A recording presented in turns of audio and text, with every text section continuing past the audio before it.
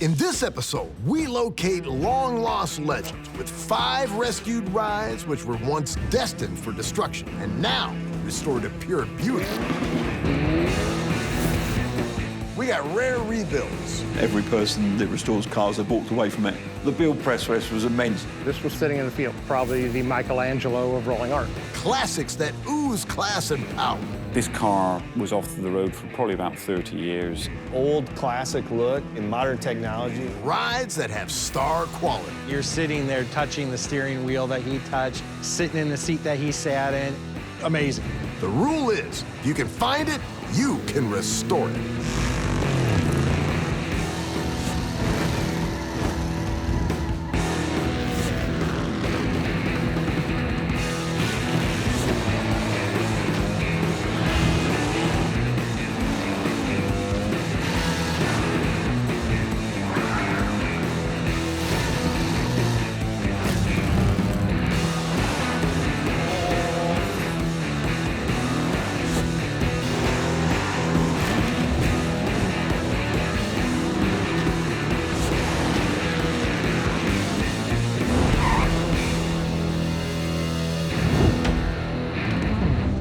The sleek lines, sophistication, and pure beauty.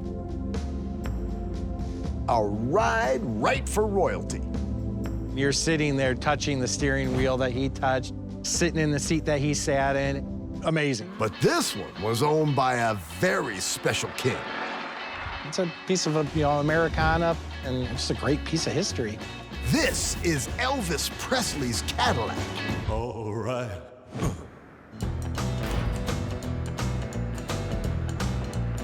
There was only one owner between us and Elvis Presley. The man was a car collector. He purchased it from the estate, and it's been under wraps. It hasn't been seen by anybody. And I found in Craigslist just this little tiny ad that said 74 Cadillac station wagon, and it wasn't until like the last sentence in the description that said previously owned by Elvis Presley. You would think that Elvis Presley Cadillac would be, the headline. I had to make sure it was Elvis's car. So I did look at the documentation they provided, the original invoice with Elvis Presley's signature on it. They have the registration forms, insurance forms. It's got the Tennessee sticker still in the window. Elvis's Cadillac is a true one-off. Cadillac didn't make station wagons, so Elvis had one constructed for the king. The car's a Cadillac sedan DeVille. It would have come from the factory as a 4-door hardtop with a trunk. It was not a station wagon. He had this car built because, SUVs were not abundant. It was sent off to a coach builder, American Sunroof Company, ASC. It took like 4 or 5 months to do the conversion. So it was custom built. It hauled his luggage, it hauled his music equipment back and forth to the airport. Setting it back $7,000 with the station wagon conversion an extra 10. In today's money, this custom car would have been around $95,000 bucks. Now, Elvis was a car fanatic, owning everything from a Lincoln Continental to a Rolls-Royce Phantom. His favorite brand, though, always was a Cadillac. Well, the Elvis car is pretty much all original. It's got Elvis's TCB logo on it. TCB is Elvis slang for taking care of business in a flash. The vinyl top would be a custom vinyl top. It's got a bump up with the luggage rack, which is very stylish. This is right about where they would have grafted on the station wagon top to the original hard top of the car. Something else that's nice is it doesn't have a pillar in between the windows. One of the coolest things about the car is the clamshell tailgate. The glass goes right up into the roof. It gives you lots of room to come inside and load your luggage in, your band equipment, and no gate in the way. It's great for tailgate parties, too. But it's when you get this baby on the road, you really feel his presence. The 74 Cadillac is a very luxurious car to start with. It's very heavy, which gives it a very nice cloud-like driving experience. Very, very comfortable. It's just amazing knowing that he sat here, he touched this wheel, How did he drive the car? Did he have one arm out the window and one on the steering wheel? Or was he a 10 and 2 type of guy? You know, I don't know. I just really wish this car could talk and tell me the stories. I tell people, yeah, this is Elvis Presley's car. First reaction is baloney. It's not the most flashy, flamboyant, like Elvis's car. But I do carry a copy of the invoice on here to show people. It's got Elvis's signature, and at that point, they're blown away. And then after that, they're like, why the heck are you driving it and not preserving it? From the King's Cadillac to a juicy-looking Jag.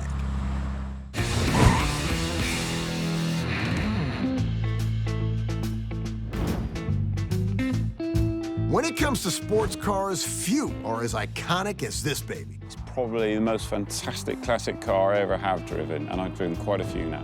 But you might not have used the word iconic if you'd seen the state this car was once in. When the car came to us, it was in a very bad way. We had a big job on our hands. But after putting in over $270,000 in restoration, this masterpiece is ready for the road. I feel it's our best restoration to date, and we've done some fantastic restorations. This is the Series 1 E-type Jag.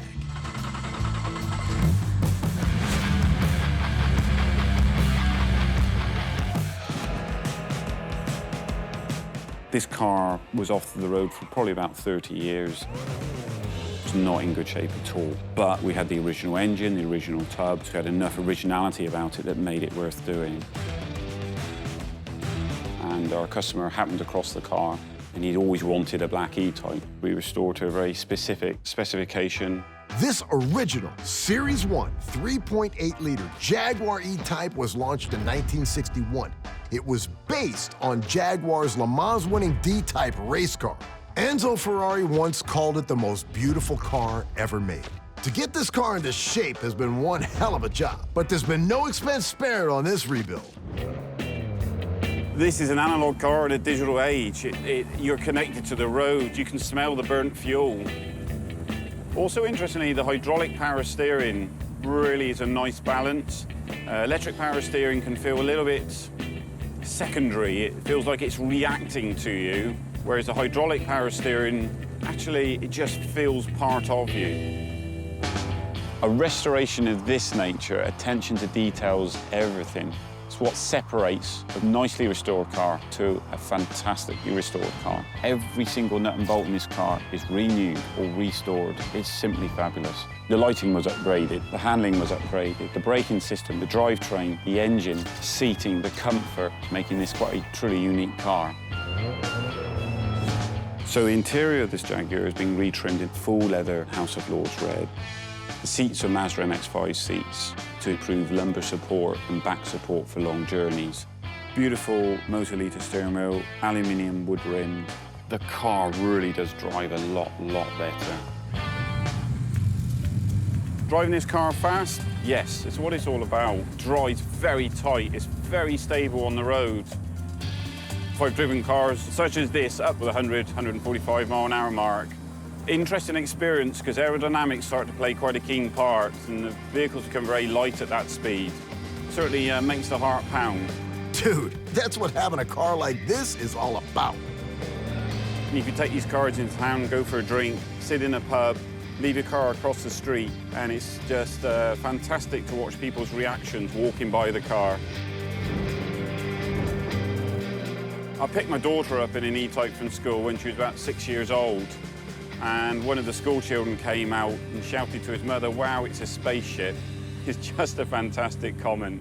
The kid's on point. This car is truly out of this world. After many months of hard work to see it come to fruition and to finally drive it, it's been a really special time.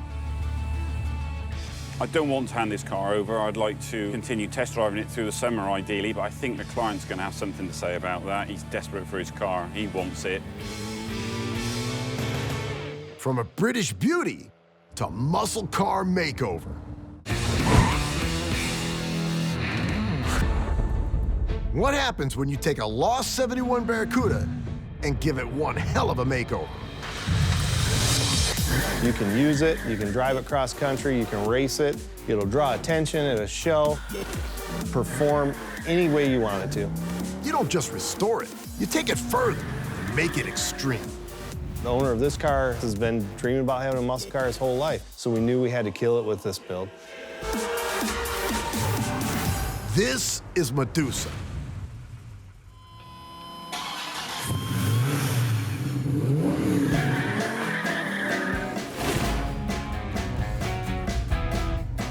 Cars like this really excite me because you're blending the old classic look with the new modern look and modern technology and all the components. It has a very unique look, but it also has the performance and capability to match that. So you either love it, or if you're a purist, it's probably the worst thing you've ever seen. The '71 Plymouth Barracuda was one of the most explosive models to emerge from the Great American Muscle Car Wars. So when Brian and his team were tasked with bringing back to life this lost legend, they went to the extreme, putting in a V10 race power engine and spending over $400,000 on this build. The name Medusa, well, that came from the Dodge Viper engine and the snake theme to the car. So the story on this car, the customer came to us with the idea of building the ultimate Barracuda. You just had to know somebody that saw one behind somebody's barn. We found the body shell out in Pennsylvania. It was nothing but an old Plymouth. Didn't have an engine, didn't have an interior, really nothing except some sheet metal. These dudes were determined to make this Barracuda born again. Old cars, classic cars, the problem with them is that you really can't drive them.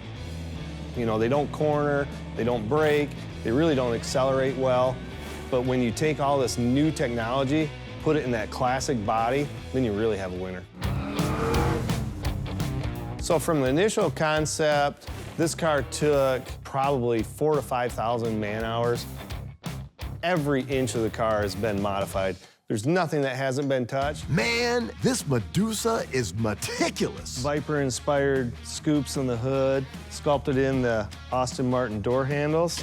The mirrors are custom designed with a built-in LED turn signal. One thing we did keep was the '71 Plymouth Barracuda taillights, a carbon fiber diffuser panel from a Ferrari. We had to keep the Plymouth grille from the '71. That's iconic, but we did have custom HID headlights made. They have built-in LEDs for turn signal. Driving this car has a really unique feel. It has all the power that you would want, but it's very, very refined.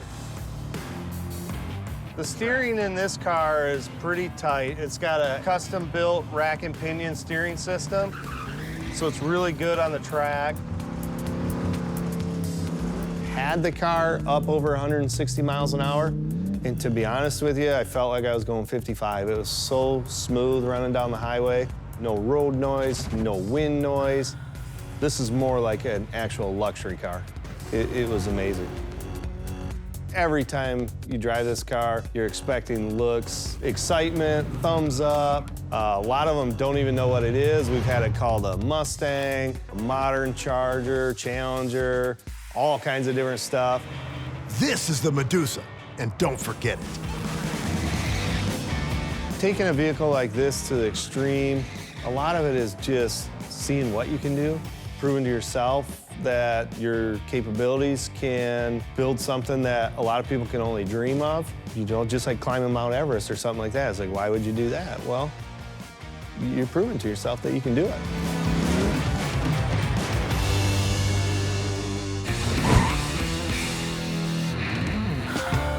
Man, our next baby, she got some attitude. Curvaceous, loud, and arrogant. A lost legend, now turning heads over a half a decade on. This is probably the Michelangelo of rolling art.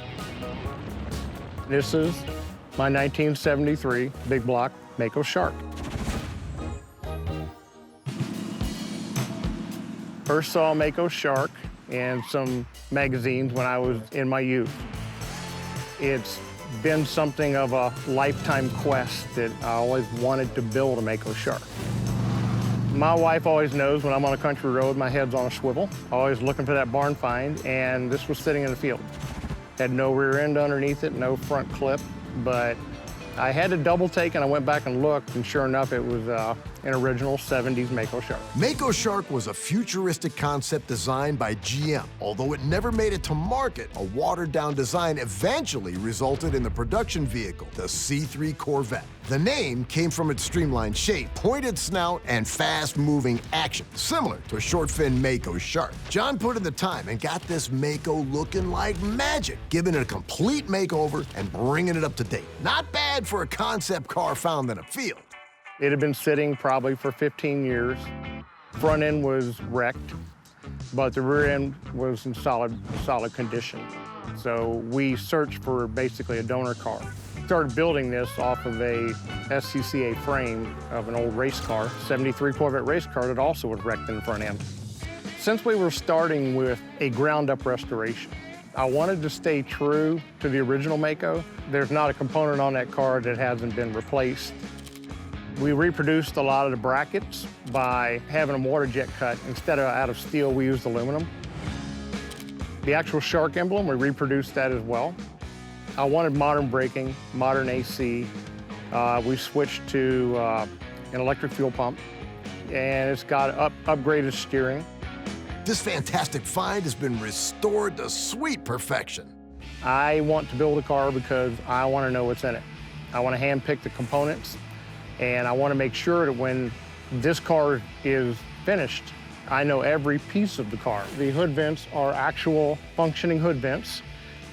The gas tank originally was located here in the center, but we moved it over here again to pay homage to the original 64. And inside the Mako, she's a blast from the past. The interior was basically kept original. I really loved the 80s seats, so we put the 80s leather seats in it instead of the period correct seats. But other than that, original shifter, original carpet. One of the unique things we have here is we got rid of the battery tray. Underneath this aluminum is plexiglass. So if I remove the louvers, you can actually look all the way down through the car to the pavement. Now that's a ride with a view, brother. I rarely take the car above 55 or 60 for the reasons of preserving the car. But from stoplight to stoplight, it'll certainly pin you back in your seat. It does draw an enormous crowd whenever we go, just for the simple fact that it is so unique.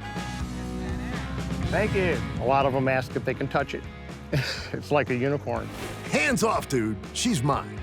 Restoring cars has been something that, to me, has always been more like an art form. It's one of the things that I hope to pass on to the next generation, that they're fun and they are family. From a Mako with a serious bite to a heartening dose of tetanus. In the southwest of England lies a very special car brought back from the scrap heap. In my opinion, it's beautiful. It's got the style of the Deco period. Bloody fabulous car. And after 7,000 hours of blood, sweat, and tears, man, there's a sweet ride to show for it. This is tetanus. Car customizer royalty Andy Sanders discovered this slice of history in a farmer's field. This is a 37 Cord Westchester, and it was abandoned on the Yorkshire moors, and it stayed there for about 30 years. This car had actually been for sale for about 7 years, and every person in England that restores cars had been to look at it, and every person that restores cars had walked away from it. I bought the car back in 2003. Its name Tetanus came about because we went to pick it up, and my mate came with me. The old lady opened the garage door, and he went, "I'm not touching that without having a tetanus." And I looked at him, I went, "You've just named it." Originally built in 1937, the Cord Westchester was the first American front-wheel drive car, as well as the first production car to feature hidden pop-up headlights. Andy took this classic car that was found in poor condition and reworked it into a bespoke masterpiece. The Cord caused sensation on its debut, and 84 years later, Andy's version is doing the same on British roads. The build process was immense. It was built over 13 years. Although it looks like a Cord, from that A-pillar backwards, I've made all of that. So it isn't a Cord, it's a hand-built car. The original Cord would have been front-wheel drive, and they had the gearbox right out the front, so we made this so much smoother. The grille is from a 36 Cord. The bonnet is pretty standard, but I have enhanced the crease down the middle. The front wings were widened. When you get to here, the actual windscreen frame has been chopped by 3 inches. This piece here went into a scallop down the roof. The doors I've made for a Westchester sedan. Possibly one of the hardest shapes on this to make was this door frame. Andy, man, is there anything you didn't build from scratch? We've got the lowrider wheels. They have got about 10 kilos of lead bonded to the lower half so that when you gain momentum and you pull up at the traffic lights, they continue to spin. I actually bought those wheels from California and had them shipped over, and they cost me about 8 times more than the car did. And I had them when all I had on the ground was just a pile of old crap. That's how convinced I was that I knew where the car was going. Confidence means style, and that definitely continues inside this ride. When I was building this, I didn't really need much from a Cord supplier, but there were bits like these beautiful aluminium door steps here. They're reproduction from a Cord Sportsman. What I'd done was ordered those to start with and then made the door fit that. The steering column is Thunderbird that I got from a scrapyard. There was no window winder mechanisms left in any doors. The actual window winder mechanism of this door is from a Mini. And this here is the original Cord window winder. It's the epitome of deco. That great big button with the ridges in, it's beautiful. This little thing here is actually a compact. And I saw it, it's so beautiful. I knew I was gonna have a red interior and I bought it. And when I come to pop it in the steering wheel, it was just perfect. Let's hope you keep your eyes on the road, but now show us what's under the hood, man. The engine's 5.7 Chevrolet small block and 350 brake horsepower. It's a crate motor, straight in there, drives lovely. This is a 53, I think, Cadillac air cleaner, with all the decals that it would have had from General Motors, just to make it look pretty.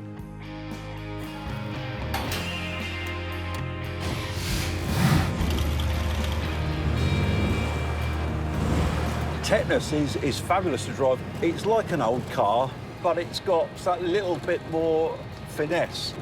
Most people, when they see it go past, can't quite understand it, and that's great. I love that.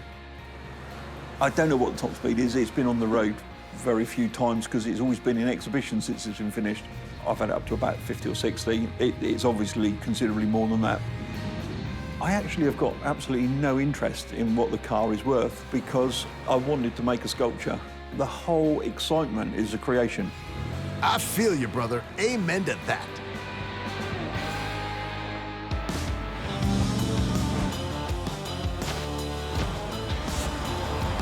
Five rides that looked lost and are now restored and riding the open road. I love that.